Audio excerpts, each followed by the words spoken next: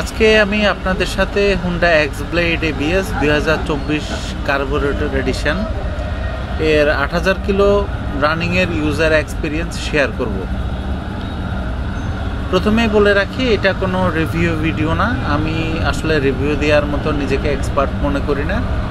এই ভিডিওতে আমি কোন বিবেচনায় এতগুলো ব্র্যান্ডের বাইকের মধ্যে এক্স ব্লেড বাইকটাই পারচেস করেছি এবং এইটা 8000 কিলো রান করার সময় আমি কি ধরনের অসুবিধা ফেস করেছি বা কোন কোন ফিচারটা আমার ভালো লেগেছে, এই বিষয়টা আপনাদের সাথে সংক্ষেপে শেয়ার করব।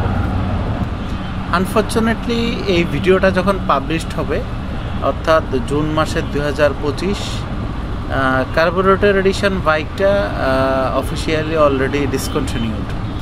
স্টিল আমি মনে করতেছি যারা সেকেন্ড হ্যান্ড বাইক কিনবেন তাদের জন্য এই ভিডিওটা অনেক হেল্পফুল হবে।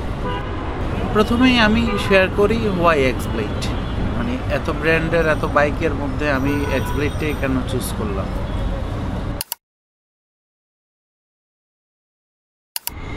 বাইক চুজ করার প্রক্রিয়ায় প্রথম ধাপেই 2 লাখ থেকে 2,40,000-এর মধ্যে কোন কোন বাইক পাওয়া যায় তার একটা শর্ট লিস্ট করলাম আমি।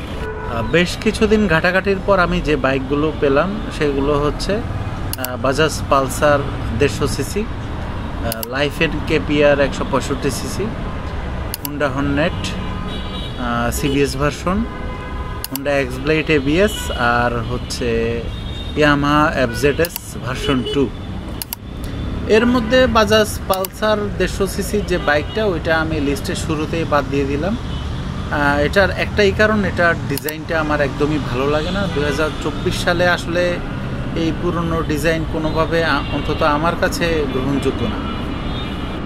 লিস্ট থেকে আরেকটা বাইক বাদ দেওয়া হলো, সেটা হচ্ছে লাইফ এন্ড কেপিআর 165 সিসি এই বাইকটা। এই বাইকটার রিভিউ খুবই ইমপ্রেসিভ। আমি অন্তত ইউজার রিভিউগুলো যেগুলো দেখেছি সেগুলোতে বেশিরভাগ ইউজারই খুবই হ্যাপি। তবে এই বাইকের একটা প্রবলেম হচ্ছে এইটার পার্টস আসলে সব জায়গায় অ্যাভেলেবেল না। এটা বিশেষত রিমোট এরিয়াগুলোতে পার্টস পাওয়া খুবই ঝামেলা, এর অর্থ সার্ভিসিংও ঝামেলা।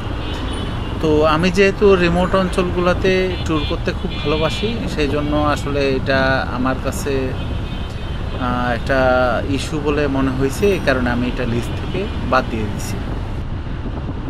ফলশ্রুতিতে আমার কাছে লিস্টে 4টা বাকি থাকলো। একটা হচ্ছে FZS version 2, Gixxer monotone, Honda Hornet CBS আর এক্স ব্লেড এবিএস। অর্থাৎ আমাকে এই 4টা বাইকের মধ্যে যে কোনো একটা চুজ করতে হবে।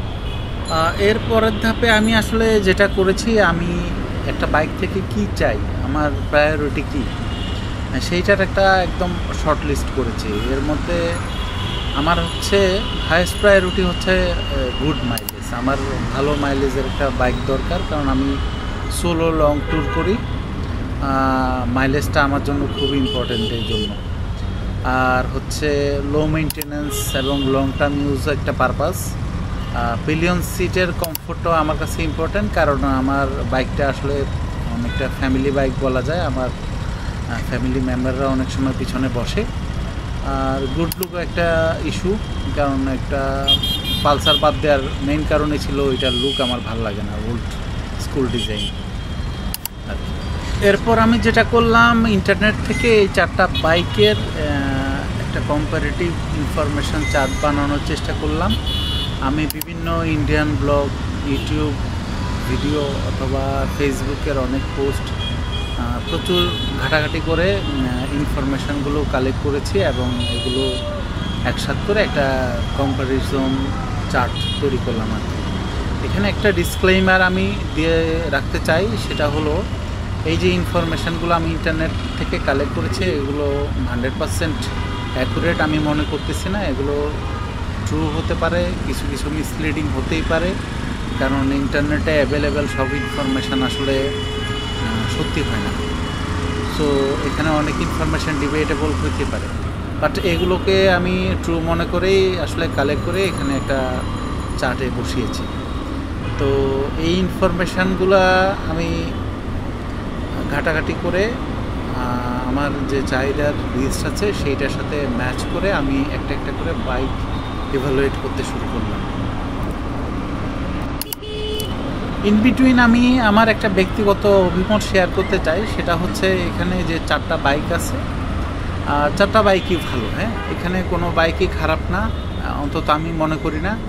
তো আমি বেশ কিছু গ্রুপে দেখলাম যে বাইকগুলো নিয়ে বেশ ডিবেট হয়। এই কেউ বলে এই বাইকটা ভালো, ওই বাইকটা ভালো না, মানে বাইকের লাভার হেটার এই বিষয়গুলো দেখলাম আর কি। আমি যেটা মনে করি 4টা বাইকই ভালো, কিন্তু 4টা বাইক হচ্ছে সেম পার্সনের জন্য ভালো নাও হতে পারে। ফর এক্সাম্পল, আমার চাহিদা একরকম, আরেকজনের চাহিদা আরেক রকম। আমার জন্য যে বাইকটা ভালো সেটা আরেকজনের জন্য ভালো নাও হতে পারে। সেই জন্য আমি মনে করি যে আপনার চাহিদা কি এটা আপনাকে প্রিসাইজ হইতে হবে, সেই অনুযায়ী আপনি বাইক চুজ করবেন, তাহলেই হবে।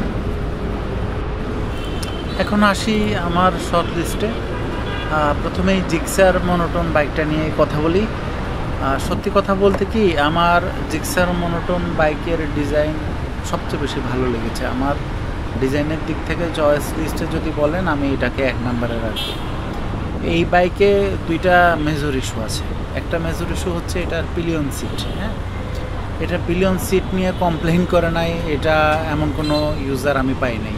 আর তাছাড়া আমি আমার এক ফ্রেন্ডের হচ্ছে জিক্সার আছে, তার জিক্সারে পিলিয়ন সিটে বসে নিজেও ফার্স্ট হ্যান্ড এক্সপিরিয়েন্স করেছি। এটার পিলিয়ন সিট খুবই বাজে। হ্যাঁ, আমার যেহেতু একটা ফ্যামিলি বাইক দরকার, মাঝে মধ্যে আমার ফ্যামিলি মেম্বাররা বসবে, পিলিয়ন সিটটা আমার জন্য খুব ইম্পর্ট্যান্ট। আরেকটা সমস্যা যেটা জিক্সারে, সেটা আমি সমস্যাও বলবো না, এটার মাইলেজ। হ্যাঁ, আমার ফ্রেন্ডের ভাষ্য মতে এটার মাইলেজ আসলে 38 থেকে 42-এর মধ্যে সে পায়।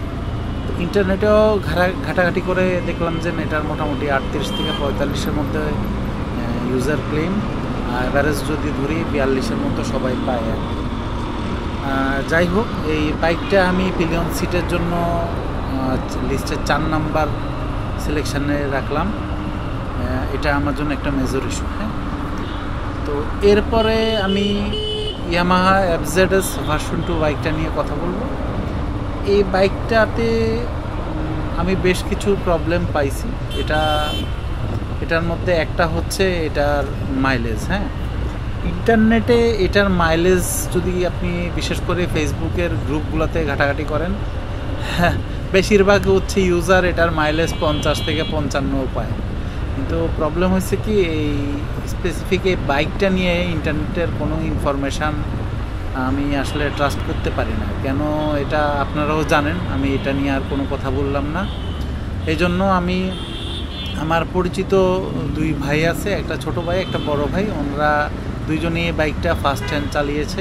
ওনাদেরকে কল দিলাম, ওনাদেরকে কল দিয়ে আমি যেটা জানতে পারলাম, এটার মাইলেজ আসলে ওনারা 38 থেকে 42-এর মধ্যে পায় অ্যাভারেজ। হ্যাঁ, তো ইন্টারনেটে যাই বলুক, আমি আসলে ওনাদের কথাই বেশি রিলায়েবল মনে করতেছি আর কি।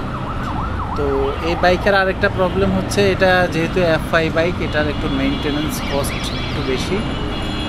আর এটা সার্ভিসিং আসলে রিমোট এরিয়াগুলোতে একটু ডিফিকাল্ট, যেহেতু F5 বাইক।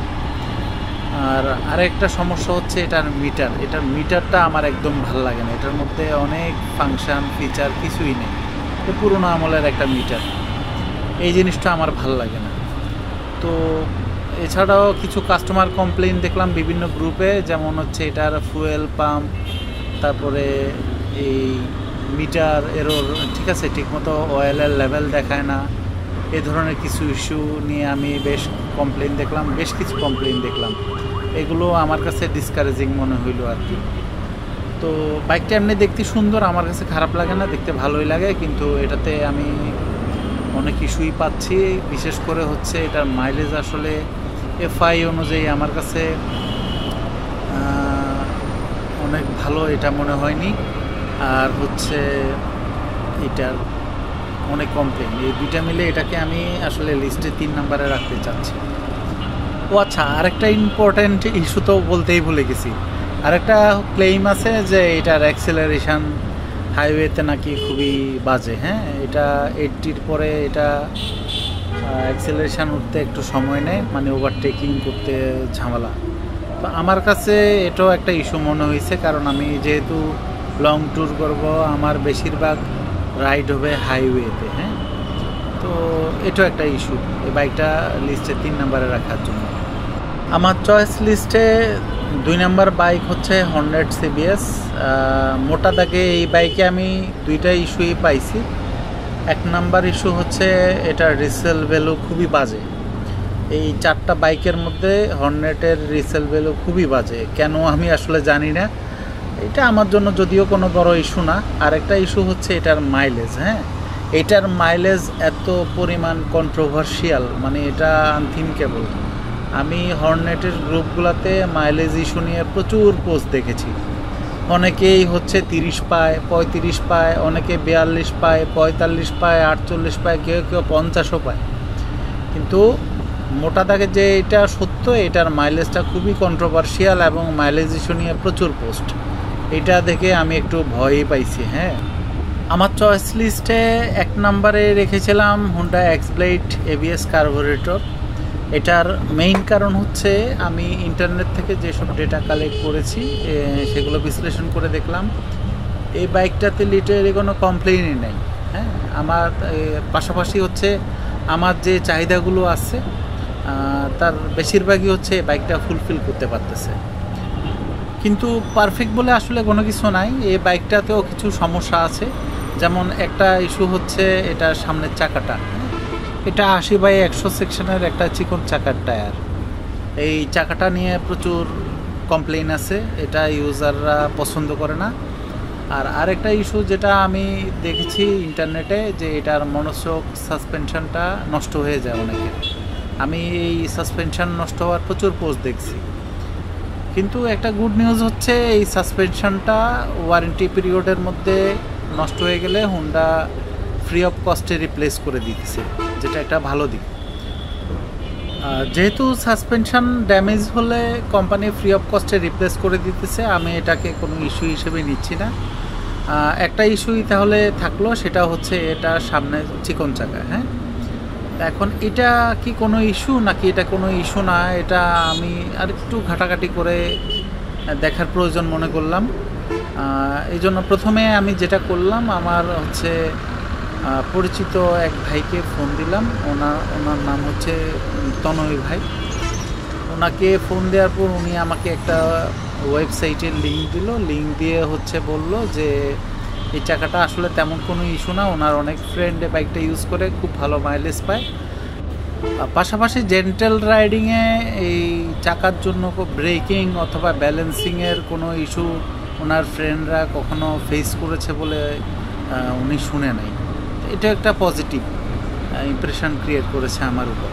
যাই হোক, প্রথমে ওনার কথা মতে ওনার দেয়া লিঙ্কে ঢুকে আমি চাকার ডায়ামিটারটা কম্প্যারিজন করে দেখলাম।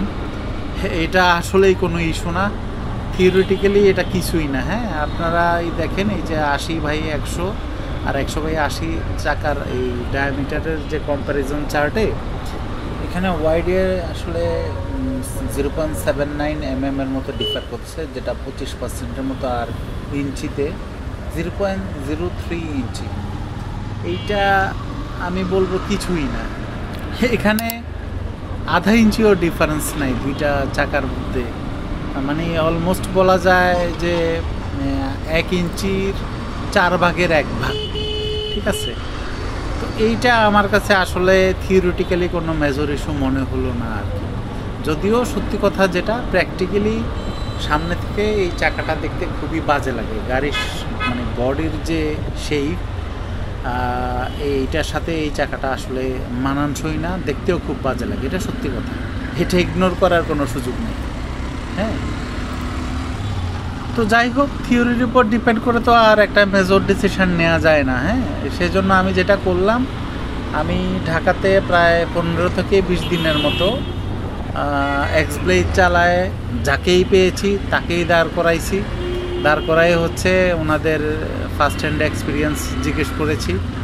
বিশেষ করে ব্রেকিংয়ে কোনো সমস্যা হয় কি না বৃষ্টির দিনে, বা এই চিকন চাকাতে কোনো সমস্যা হয় কি না, এই ইনফোগুলা কালেক্ট করার ওনাদের থেকে চেষ্টা করেছি।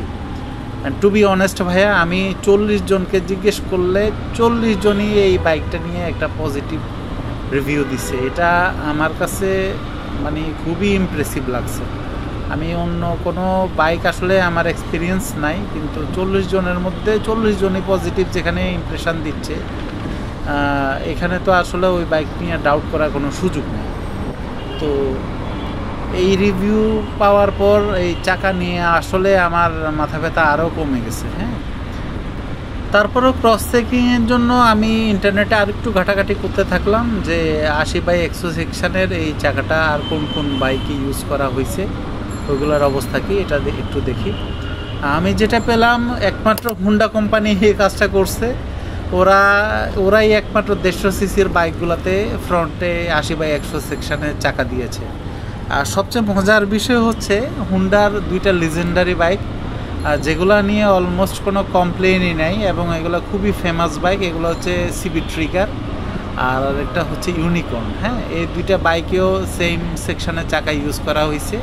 আর লেটেস্টের মধ্যে আছে এসপি 160। হ্যাঁ, তো সব কিছু মিলায় আমার কাছে আসলে এই চিকন চাকাটা আমার কাছে মেজর ইস্যু মনে হইল না।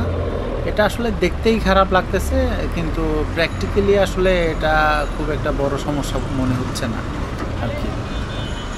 তো যাই হোক, ফাইনালি একটু সাম আপ করি। আমি 4টা বাইক হচ্ছে শর্টলিস্ট করেছিলাম, এর মধ্যে জিক্সার বাইকটা আমার সবচেয়ে পছন্দ ছিল।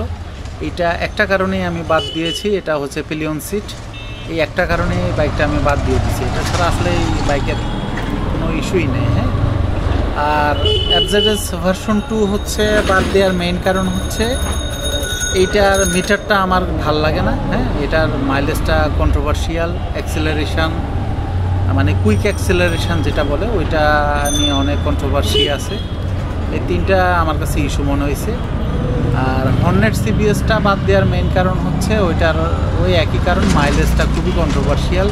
এটার কার্বোরেটর টিউনিং নিয়ে আমি প্রচুর প্যারাদায়ক পোস্ট দেখছি, এটার কারণে আসলে এটা নিয়ে আর খুব একটা সাহস হইতেছে না। আর শেষ পর্যন্ত এক্সব্লেডে আমি কোনো কমপ্লেনই পাচ্ছি না। আমার চাহিদার মধ্যে কি মাইলেজ, এটাতে মাইলেজ হচ্ছে বেস্ট মাইলেজ আমি পাবো। 2 নম্বরে হচ্ছে পিলিয়ন সিটের কমফোর্ট এক্সব্লেডে আছে। আর লংজিভিটি, যেহেতু হুন্ডার বাইক, এটার লংজিভিটি বা ডিউরেবিলিটি নিয়ে কোনো কোশ্চেন তোলার আমি কারণ মনে করতেছি না। আর পাশাপাশি হচ্ছে এটার মেনটেন্যান্স কস্টও কম্পারেটিভলি কম, আমি এটা ইউজার এক্সপিরিয়েন্স থেকে জানছি। আর হচ্ছে লাস্টে যে আমার চাহিদাটা সেটা হচ্ছে গুড লুক। হ্যাঁ, এই বাইকটা সামনে থেকে দেখতে খুবই বাজে লাগলেও সাইড থেকে খুবই ভালো লাগে দেখতে। আর আরেকটা ইনফো আমি আপনাদেরকে দিতে চাই, সবচেয়ে বড় কথা, আপনি যখন গাড়িটার ড্যাশবোর্ডে বসবেন সেখান থেকে তো আসলে চাকাটা দেখা যায় না, তখন এইটার চাকা যে চিকন এই জিনিসটা আপনার মাথায়ই আসবে না, এটা কোনো ইস্যুই মনে হয় না। আর কিছুক্ষণ বাইকটা চালানোর পর মানে বাইকটা থেকে কি চিকন চাকা দেওয়া আছে নাকি চাকা মোটা এই বিষয়টা আপনি ভুলে যাবেন। তো সব কিছু মিলাই আমার কাছে এক্সব্লেড বাইকটাই পারফেক্ট মনে হয়েছে, আমি এই জন্য এটাই পারচেস করব বলে ঠিক করেছি আর কি। তো এখন আপনাদের সাথে যেটা নিয়ে কথা বলবো সেটা হচ্ছে এই 8000 কিলোমিটার রাইডে আমি বাইকটার কী কী মেনটেনেন্স করতে হয়েছে আর মেনটেনেন্সের কস্টিং কেমন সেটারও একটা ধারণা আপনাদেরকে দিব।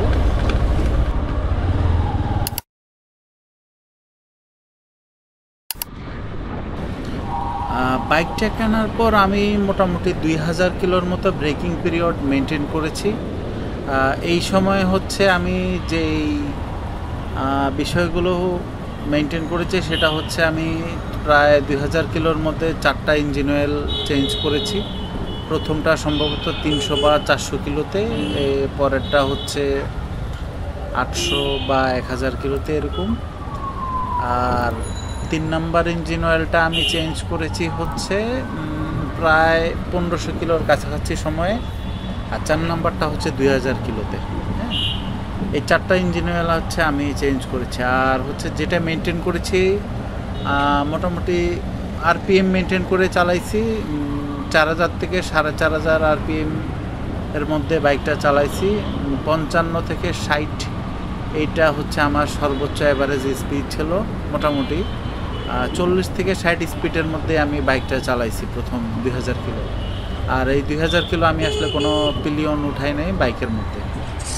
তো আমার প্রথম 2000 কিলোর এক্সপিরিয়েন্স হচ্ছে প্রথম দিকে আমার বাইকটা চালানোর সময় বাম্পা এবং বাম হাতটা ব্যথা করতো। এটা প্রায় 500-600 কিলো চালানোর পরে এই সমস্যাটা আমার চলে গিয়েছিল। আর হচ্ছে প্রথম 1000 কিলো বাইকটা চালানোর সময় গিয়ার ফেসে যাওয়ার সমস্যা, যেটা হুন্ডার এক্সপ্লেডের হর্নেটে সবগুলোতে একটা কমন সমস্যা। এই সমস্যাটা প্রচণ্ড পরিমাণে ফেস করেছিলাম।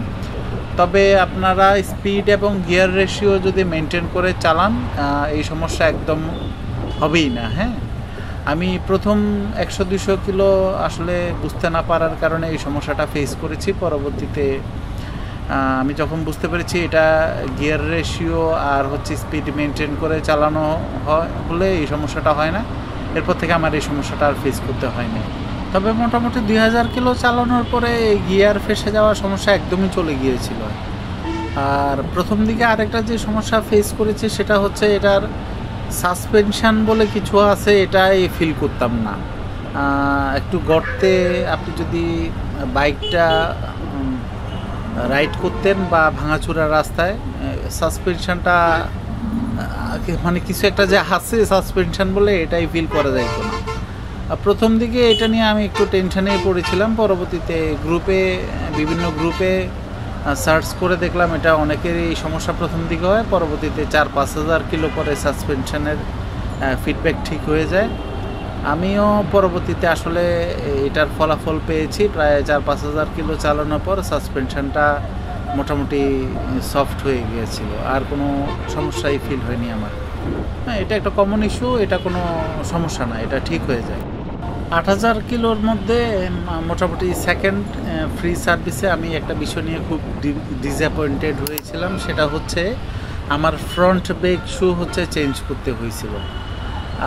মাত্র 3400 কিলোতে আমার ফ্রন্ট ব্রেক শুটা চেঞ্জ করতে হয়েছে। এটা নিয়ে আমার প্রথম দিকে একটু মনই খারাপ হয়েছে। আমার কাছে মনে হয়েছে এত দ্রুত আসলে এটা চেঞ্জ করতে হবে কেন। আমার তো ধারণা ছিল এটা হয়তো 7-8 হাজার কিলো যাবে। হ্যাঁ, তো হুন্ডা শোরুম থেকে আমাকে জানালো যে বৃষ্টির দিনে একটু ফ্রন্ট ব্রেকের শুটা বেশি ক্ষয় হয়, আর নতুন বাইক আমি হয়তো ঢাকাতে চালানোর সময় ঘন ঘন ফ্রন্ট ব্রেকটা ইউজ করেছি, এই জন্য হয়েছে আর কি।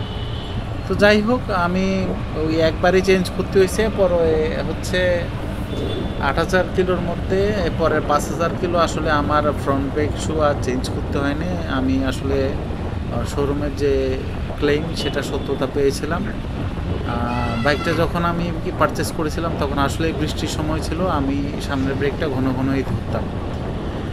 যাই হোক, এটা তো গেল। আর আরেকটা বিষয় হচ্ছে 8000 কিলোতে আমি যেটা চেঞ্জ করেছি এটা হচ্ছে প্রায় 7000 কিলোর সময় আমি এয়ার ফিল্টার আর স্পার্ক প্লাগটাও চেঞ্জ করেছিলাম। এটা কমন মেনটেন্যান্স, এটাকে আমি সমস্যা বলে মনে করতেছি না। আমি নর্মালি হচ্ছে আসলে এই 8000 কিলো পর পর এই দুইটা চেঞ্জ করা উচিত বলেই মনে করি। তাছাড়া 8000 কিলো মাইলেজ আসলে একটা বাইককে ইভ্যালুয়েট করার মতো যথেষ্ট না। এছাড়াও খুব বেশি সমস্যা কমপ্লেন করার মতো আমি পাই নাই। বিশেষ করে একটা বিষয় আমি আপনাদের দৃষ্টি আকর্ষণ করে বলতে চাই যে এর চাকা এবং ব্রেকিং জনিত এবং ব্যালেন্স জনিত কোনো সমস্যাই আমি এই বাইকে পাই নাই। এইটা নিয়ে যে একটা হাইফ এই বাইকের চাকা চিকন, এটা আসলে আমার মতো রাইডার যারা জেন্টাল রাইড করে এদের জন্য কোনো ইস্যুই না। হ্যাঁ, আর যারা বাউলি তাউলি দিয়ে চালায় বা আরও হাই স্পিডে চালায় ওদের কথা আসলে আমি বলতে পারবো না, কিন্তু আমার মতো রাইডার যারা আছে, যারা সর্বোচ্চ 70-80-তে বাইক রাইড করতে পছন্দ করে, তাদের জন্য এই চিকন চাকা ব্রেক কোনো ইস্যুই না। ঠিক আছে, তো এখন সামারি করলে যেটা বলা যায়, 8000 কিলোতে আমি আসলে মোটামুটি 8টা ইঞ্জিন অয়েল চেঞ্জ করেছি, একবার সামনের ব্রেক প্যাড চেঞ্জ করেছি, আর হচ্ছে এয়ার ফিল্টার আর স্পার্ক প্লাগ একবার চেঞ্জ করেছি।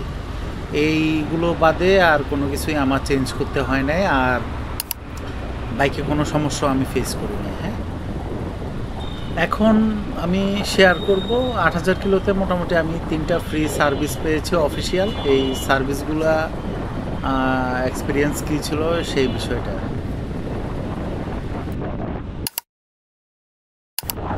সার্ভিসিংয়ের বিষয়টা বলতে গেলে আমি আপনাদেরকে প্রথমে যেটাই বলবো, বাংলাদেশের কোনো ব্র্যান্ডের কোনো সার্ভিসিং সেন্টারই আমি ব্যক্তিগতভাবে প্রফেশনাল মনে করি না। হ্যাঁ, ওরা ওদের মতো সার্ভিস করে, প্রফেশনালিজম মেনটেন আসলে খুব কমই করে ওরা। এই কারণে ওদের উপর আমি খুব বেশি ডিপেন্ড করি না। সার্ভিস নেওয়ার সময় আমি যেটা করি, বাইকের ইউজার ম্যানুয়াল অথবা সার্ভিস বুকে যে নির্দেশিকা দেওয়া আছে সেটা আমি ব্যক্তিগতভাবে ফলো করি এবং মেনটেন করার চেষ্টা করি। তো প্রথম সার্ভিসে আমি সার্ভিস বইটা ঘেটে দেখলাম, প্রায় 11টা ইস্যু নিয়ে হুন্ডা নির্দেশিকা ছিল। এক নাম্বার ছিল বাইক ওয়াশিং, এটা খুব একটা ইম্পর্ট্যান্ট না, মানে লক্ষ্য রাখার মতো। ব্যাটারি ভোল্টেজ, আমি আমার বাইকে ব্যাটারি ভোল্টেজ নিয়ে কোনো সমস্যাই ফেস করতেছি বলে মনে হচ্ছে না। সো এটা ওরা চেক করলে করবে, না করলে নেই। ক্লাস সিস্টেম তো ওরা খুব কমন, এটা সবাই চেক করে। ড্রাইভ চেইন অ্যাডজাস্টমেন্ট, এটা আসলে বেশিরভাগ সার্ভিস সেন্টারেই চেক করে দেওয়ার কথা। ব্রেক সিস্টেম, মানে এটা তো আমি নিজেও কিছুটা বুঝতে পারি, তাছাড়া ওরাও চেক করে দেওয়ার কথা। ভালভ ক্লিয়ারেন্স, মানে ট্যাপেট এর সাউন্ড, এটা আসলে আমি নিজেই সাউন্ড শুনে বুঝতে পারছি আমার বাইকে ট্যাপেটের কোনো বাজে সাউন্ড নাই। সো এটা ওরা একবার দেখবে, এটা ফিক্স করলে তো করলো, না করলে আমার কোনো সমস্যা নেই। নাট বোল্ট, ফাস্টেইনার এবং হেডলাইট এমিং, এগুলো একটা ছোটোখাটো বিষয়, এগুলা সিরিয়াস না। Spark plug, engine idol speed, এগুলো হচ্ছে আমি খুব সিরিয়াসলি নিচ্ছি না। ইঞ্জিন অয়েল চেঞ্জ, যে বিষয়টা আমি সিরিয়াসলি মনিটর করব সেটা হচ্ছে ইঞ্জিন অয়েল স্টেইনের স্ক্রিন 11 নম্বরে যেটা আছে। এটা ফার্স্ট সার্ভিসে এখানে হুন্ডা কোম্পানি হচ্ছে নির্দেশিকাতে দিয়ে রাখছে, মানে রেকমেন্ড করছে। এই সার্ভিস সেন্টারগুলোতে নর্মালি হয় কি, এই ইঞ্জিন অয়েল স্টেইনের স্ক্রিন করার জন্য এই হুন্ডার বাইকগুলা আপনার প্লাস সাইডের ইঞ্জিন খুলতে হয়। হ্যাঁ, এটা হচ্ছে ওরা খুলতে চায় না। ওরা আপনাকে নানানভাবে বোঝাবে যে এটা লাগে না, এটা কোনো সমস্যা হয় না, এটা ওরা কোনোভাবে খুলতে চায় না। কিন্তু আমি এটাতে মোটামুটি রিজিড, আমি এটাকে খুলবো, এটা ক্লিন করবো। হ্যাঁ, এটা প্রবলেম থাকলেও এটা ক্লিন হবে, আর প্রবলেম না থাকলেও এটা আমি চেকিং করবো যে এটাতে প্রবলেম নেই। এটা একটা মানসিক শান্তি। সো এই ব্যাপারে আমি সিরিয়াস। এই 11টাকে নির্দেশিকার মধ্যে হচ্ছে 10টা আমি ওরা করলে করবে, না করলে নাই, ওভারলুক করবো। আমি মোটামুটি 11 নম্বরটা ওরা যাতে করে এটা ইনশিওর করবো আর কি। তো প্রথম সার্ভিসিংয়ের জন্য আমি সিটি হুন্ডা কারণ বাজার শোরুম এ যাই। ওদের ব্যাপারে আমি আসলে কোনো রিভিউ দিব না, যেহেতু আমি রিভিউর না। আমার ব্যক্তিগত মতামত হচ্ছে ওনাদের প্রফেশনালিজমের কিছু কিছু জায়গায় ঘাটতি আছে অবশ্যই, কিন্তু ওনারা বেশ আন্তরিক। হ্যাঁ, আপনি কোনো একটা প্রবলেম নিয়ে ওনাদেরকে যদি বলেন, ওনারা যদি ডিনাইও করে, আপনি যদি এটা একটু জোর দিয়ে বলেন, ওনারা ওইটা সলভ করে দেয়, এটা করে, এবং বেশ আন্তরিকভাবেই করে, রাগারাগি করে না। হ্যাঁ, এই একটা জিনিস আমার ভালো লাগছে। তো ফার্স্ট সার্ভিসে আমি হচ্ছে সিটি হুন্ডায় গেলাম, গিয়ে হচ্ছে ওনাদেরকে বললাম, ভাইয়া এখানে আপনারা কি সার্ভিস করবেন তো করবেন, এটা আপনাদের বিষয়, আমাকে ওয়েল স্টিনার যে স্ক্রিনটা আছে ওইটাকে একটু ক্লিন করে দিতে হবে। প্রথম দিকে ওনারা চাইছিল যে এটা না করতে, আমাকে বলতেছিল এত তাড়াতাড়ি এটা না করলেও চলে। আবার বলতেছে অনেকে বাইকার আছে এই ক্লাস সাইড খুলতে হয়, এই জন্য এটা নিয়ে নাকি রাগারাগি করে। হ্যাঁ, বাইকের ইঞ্জিন কেন খুলছে, এই ধরনের ইস্যু নিয়ে রাগারাগি করে। তা আমি বললাম, ভাইয়া আমার ক্ষেত্রে ওই ধরনের কোনো ইস্যু নেই, আমাকে আপনারা এটা খুলে ক্লিন করে দিবেন। এটা যদি ক্লিন থাকে তো আলহামদুলিল্লাহ, আর ক্লিন না থাকলে তো ক্লিন করেই দিবেন। হ্যাঁ, আমি এটাতে খুব সিরিয়াস, আর বাকিগুলো হচ্ছে আপনারা চেক করে আপনাদের মতো করে করেন। এটাই ছিল ওনাদের সাথে আমার কমিটমেন্ট। সিটি হুন্ডা কারণ বাজারে এই সার্ভিস সেন্টারটা ঢাকার মধ্যে খুবই পপুলার।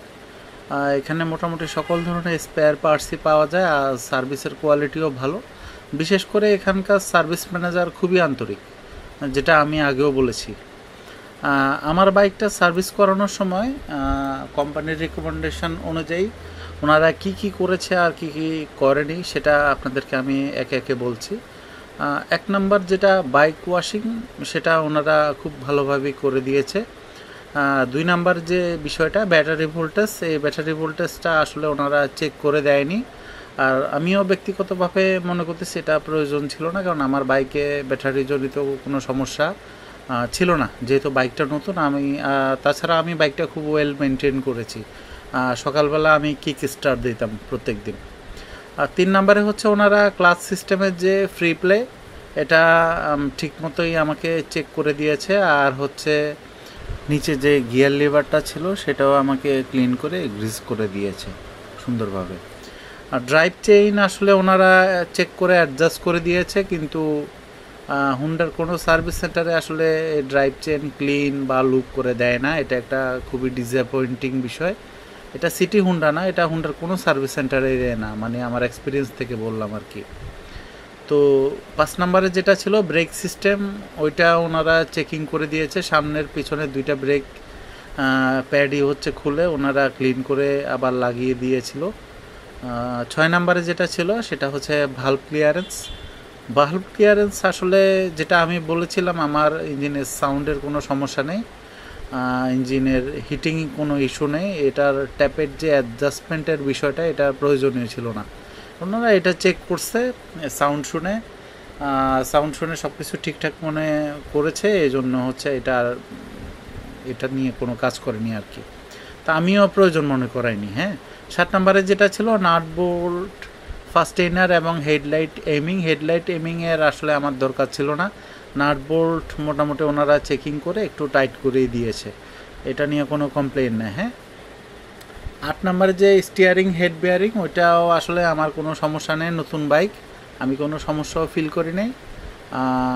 ওনারাও আসলে এটা চেক করে না, এই জন্য হয়তো দরকার ছিল না। ওনারা একটা ট্রায়াল দিয়েছে, ট্রায়াল দিয়ে হয়তো দরকার মনে করে না, আর তাছাড়া আমিও কমপ্লেন দিই না এটা নিয়ে। হ্যাঁ, 9 নম্বরে যেটা ছিল স্পার্ক প্লাগ এবং ইঞ্জিন আইডল স্পিড চেকিং, এই দুইটাই ওনারা করে দিয়েছে। স্পার্ক প্লাগটা খুলে চেকিং করেছে, ক্লিন করে দিয়েছে, এরপর আবার লাগিয়ে দিয়েছিল।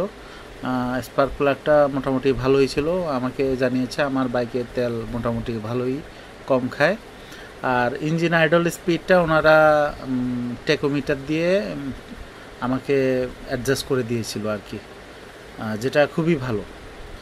আর 10 নম্বরে হচ্ছে ইঞ্জিন অয়েলও ওনারা চেক করে দিয়েছে। আমার ইঞ্জিন অয়েলের চেঞ্জ করার দরকার ছিল, এটা চেঞ্জ করে দেওয়া হয়েছে। আর যেটা 11 নম্বর বিশেষভাবে আমি বলতেছি, ইঞ্জিন অয়েল স্টেনার স্ক্রিন, এই জিনিসটা আমি ওনাদেরকে বিশেষভাবে রিকোয়েস্ট করেছি, এটা ওনারা খুলে ক্লিন করে দিয়েছে। আপনারা দেখতেই পাচ্ছেন এই স্টেনারটা মোটামুটি ময়লাই ছিল কিছুটা, এটা খুলে যে আমি খুব ভালো সিদ্ধান্ত নিয়েছি, এটা আমার কাছে মনে হয়েছে পরে।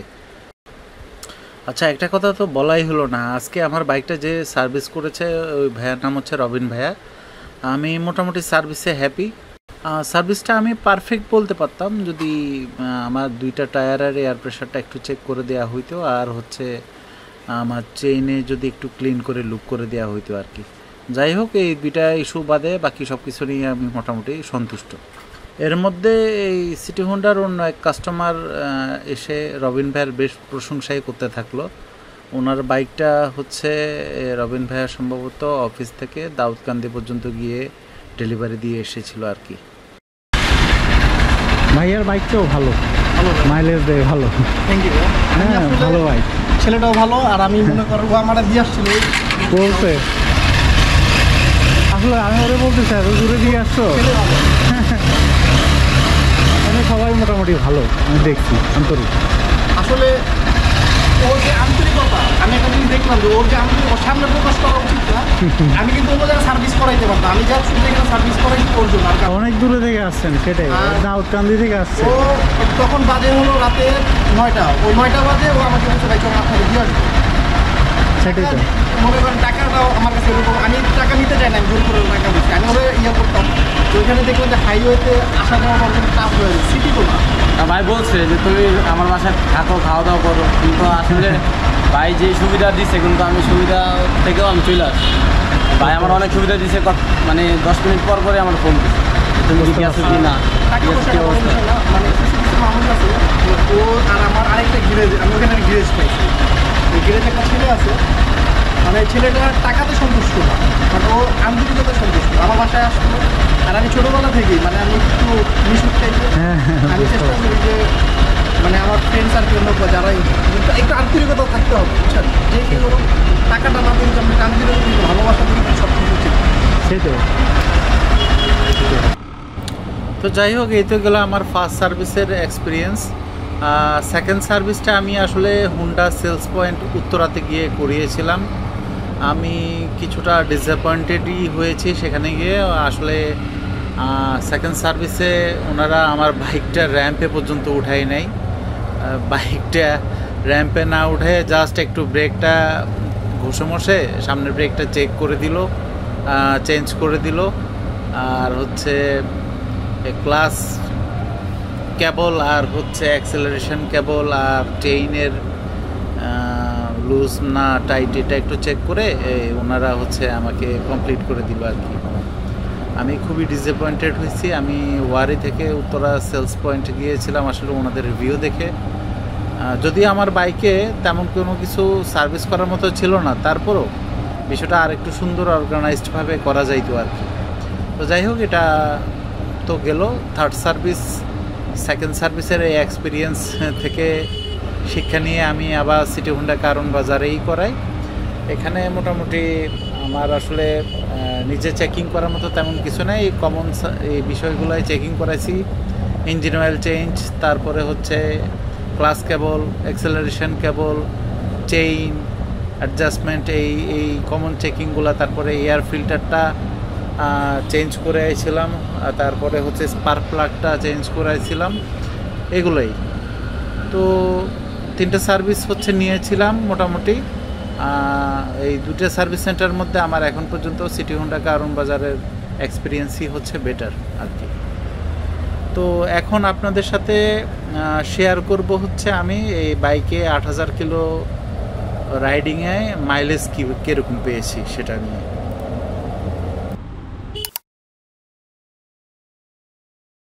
ভিডিওর এই মাইলেজের পার্টটা আপনাদের জন্য খুবই লুক্রেটিভ হইতে পারে আমার ধারণা, কারণ এই বাইকটা যারা কিনে এরা বেশিরভাগই হচ্ছে মাইলেজের চিন্তা করেই কিনে, যেমনটা আমিও করেছিলাম। আমি আপনাদেরকে একটা বিষয় এনশিওর করতে পারি যে আমি মাইলেজের ডাটা হচ্ছে বাইকের একদম ডে 1 থেকে একদম প্রিসাইসলি হচ্ছে সংরক্ষণ করেছি।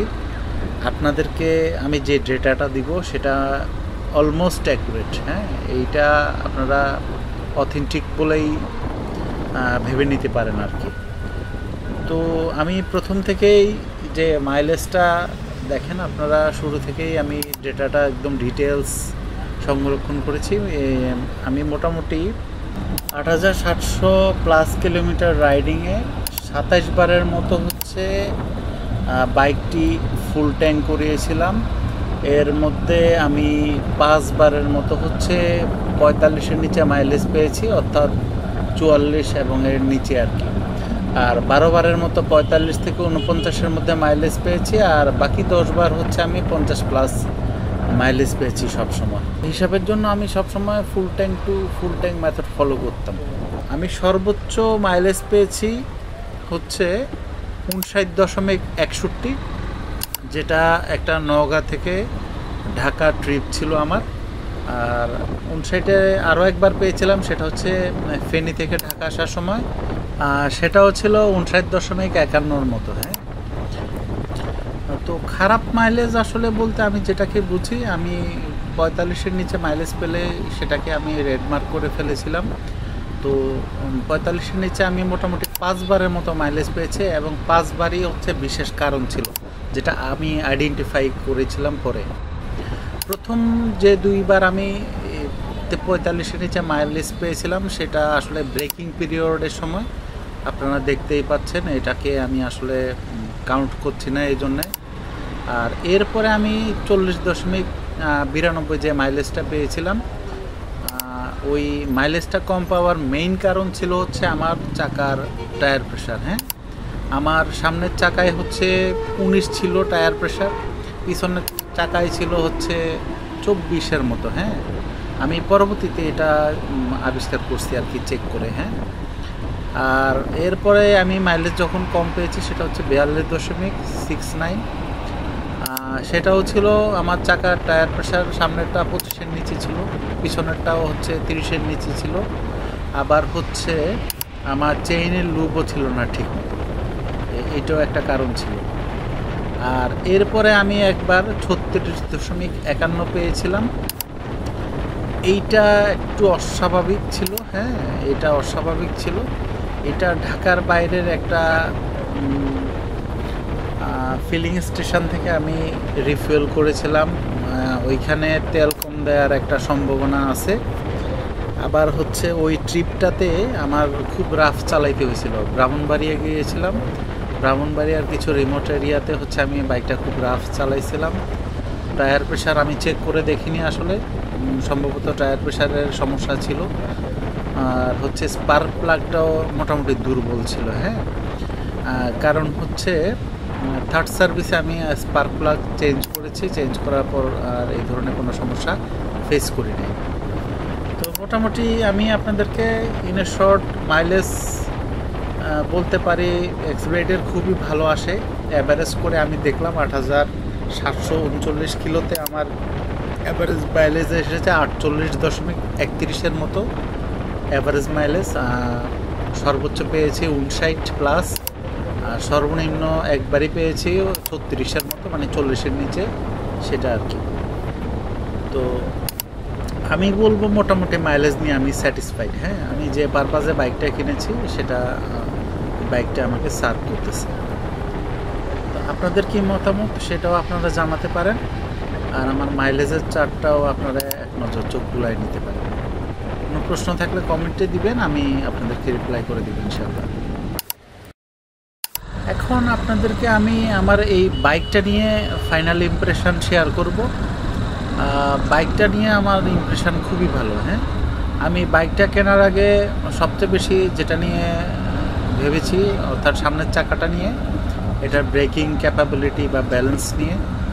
আমার 8000 কিলো প্লাস রাইডিংয়ে আমি কখনোই এটার ব্রেকিং নিয়ে মানে কনফিডেন্সের অভাব বোধ করি নাই। আর এটার ব্যালেন্সও খুব ভালো ছিল। অন্তত আমি বলবো আমার মতো জেন্টেল রাইডার যারা মানে 70 থেকে 80 স্পিডে সর্বোচ্চ বাইক চালায়, তাদের জন্য এই বাইকের চাকা 80 সেকশনের চাকা কোনো ইস্যুই না, হ্যাঁ। আপনারা চোখ বন্ধ করে কিনতে পারেন। আপনি যদি আরও অ্যাগ্রেসিভ রাইডার হন বা বাউলে দিয়ে চালান, কর্নারিং করেন, সেক্ষেত্রে হয়তো আপনি অন্য কোনো বাইক নেওয়ার কথা কনসিডার করতে পারেন আর কি। আমার আরেকটা এক্সপিরিয়েন্স হচ্ছে 7000 কিলো পার হওয়ার পর এই বাইকটা এত স্মুথ হয়ে যায় যে খুব লাইট অ্যাক্সিলারেট করলে বাইকের স্পিড খুব দ্রুত উঠে যায়, হ্যাঁ। আমার এই জিনিসটা খুব ভালো লাগছে। বাইকটা যতই চালাইতেছি বাইকটার প্রতি আমার ভালো লাগা আরও বাড়তেছে, বিষয়টা এরকমই। আর এক কথায় যদি আপনারা আমাকে প্রশ্ন করেন যে আমি যদি আবার সুযোগ পাই এই বাইকটাই কিনবো নাকি, আমার উত্তর হচ্ছে হ্যাঁ, আমি এই বাইকটাই কিনবো। এই উত্তর থেকেই আপনারা বুঝে নিতে পারেন যে আমি বাইকটার প্রতি কী পরিমাণ সন্তুষ্ট, হ্যাঁ। বাইকটা খুবই লো মেনটেনেন্স বাইক, এটার মেনটেনেন্স কস্ট খুবই কম আমার মতে, আর পারফরমেন্সও খুব ভালো। আমি আসলে যারা মাইলেজ নিয়ে হচ্ছে কনসার্ন, তাদের জন্য এই বাইকের আর কোনো বিকল্প দেখতেছি না, হ্যাঁ। এটা বেস্ট বাইক। তো যাই হোক, আজকে আর তেমন কিছু শেয়ার করার মতো নেই। ভিডিওটা আপনাদের ভালো লাগলে আমি কৃতজ্ঞ আপনাদের প্রতি। আর কোনো কিছু জানার থাকলে স্পেশালি আমাকে কমেন্টস বক্সে হচ্ছে জানাতে পারেন, আমি চেষ্টা করবো আপনাদেরকে উত্তর দিতে। আজকের মতো এ পর্যন্তই, ধন্যবাদ আপনাদেরকে। আসসালামু আলাইকুম।